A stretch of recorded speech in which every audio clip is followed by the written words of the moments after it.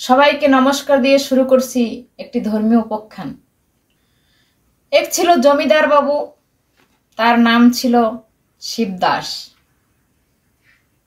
রাজস্বীয় বাড়ি ঘর, বিশাল সাম্রাজ্য, টাকা পয়সা, সোনা দানা, কোনো অভাব ছিল না। তার অভাব ছিল একটি মানুষের। তার কোনো সন্তান ছিল না। এত টাকা পয়সা, বাড়ি গাড়ি, তবু তার মনে কোনো সুখ ছিল না।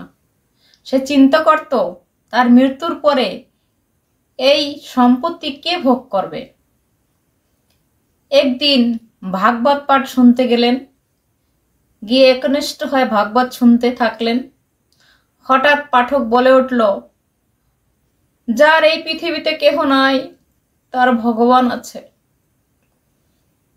সে গোবিন্দর চরণে সব সঁপে দিলে দেখবেন মনের প্রশান্তি ফিরে আসবে, দুঃখ দুর্দশা সব কেটে যাবে। শুনে তার মনটা আনন্দে ভরে গেল। পাঠক আরো বলেছেন, ভগবানকে যদি কেউ সন্তান রূপে ভালোবাসে, সে সন্তান হয়ে তার সমস্ত মনস্কামনা পূর্ণ করে। সে ছোট ছোট ছেলে মেয়েদের আদর করে বিস্কুট চকলেট এনে দিত। আজ পাঠে শুনে এসেছেন গোবিন্দকে ছেলেরূপে ভালোবাসলে তার মনস্কামনা পূর্ণ করে। তাই গোবিন্দকে সন্তান রূপে ভালোবাসার জন্য বিস্কুট, চকলেট, আরো খেলনার অনেক জিনিস এনে গোবিন্দর সামনে দিয়েছেন। এভাবে প্রতিদিন গোবিন্দকে পূজা করেন, গোবিন্দর জন্য অনেক জিনিস নিয়ে আসেন, গোবিন্দকে নিয়ে খেলা করেন, গোবিন্দকে সন্তান রূপে ভালোবাসেন। একদিন মন স্থির করল গোবিন্দকে তার সম্পত্তি সব লিখে দেবেন। গোপালের নামে সে উইল করে দেবেন তার সমস্ত সম্পত্তি। একদিন সময় করে কোর্টে গেলেন, কোর্টে গিয়ে গোবিন্দর নামে উইল করে দিবেন। লোকে বলা বলি করছে, মরার পরে গোপাল কি মুখাগ্নি করবে? সে শুনে একটু কষ্ট পেল, তবুও তার মন স্থির করল গোপালকেই সমস্ত সম্পত্তি উইল করে দিবেন। কিছুদিন পরে ইহ জগতের দিন ফুরিয়ে এলো শিবদাসের।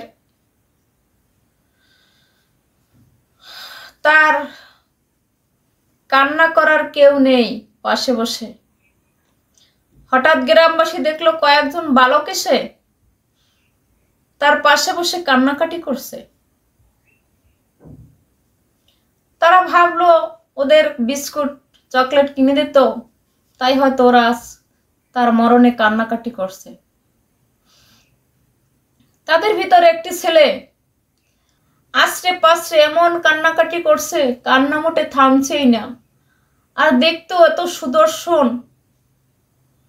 সবাই মনে করলো ওকে দিয়েই মুখাগ্নি করানো যাক। তাই ওকে দিয়ে মুখাগ্নি করালো, মুখাগ্নি করলো। তার অস্থি গঙ্গায় বিসর্জন দেওয়ার জন্য নদীতে গেল, নদীতে ডুব দিল। সে তো আর উঠছে না। তাকে অনেক খোঁজাখুঁজি করছে, সে তো উঠছে না। আসলে সে তো মানুষ নয়, সে এসেছিল গোবিন্দ। আমার গোবিন্দ এসে তার সমস্ত মনস্কামনা পূর্ণ করেছে, তার নামে সমস্ত সম্পত্তি উইল করে দিয়েছে। তাই সে তার মুখাগ্নি করতে এসেছিল। স্বয়ং গোবিন্দই এসেছে তার মুখাগ্নি করতে। তাই কেউ কেউ ভাবলো তাদের মধ্যে আসলে কি গোপাল এসেছে নাকি মুখাগ্নি করতে।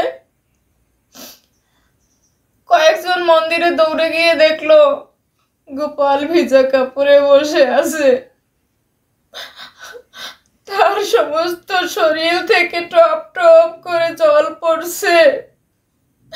আসলে সত্যি ভগবানকে যদি সন্তান রূপে ভালোবাসা যায়, তাহলে সে সমস্ত আশা পূর্ণ করে দেয়।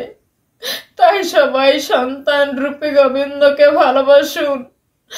আপনাদের সকল দুর্দশা মুক্ত করে দেবে, আপনি সমস্ত আশা পূর্ণ করে দেবে। সবাই বলুন জয় নিতাই গৌর প্রেমানন্দে হরি।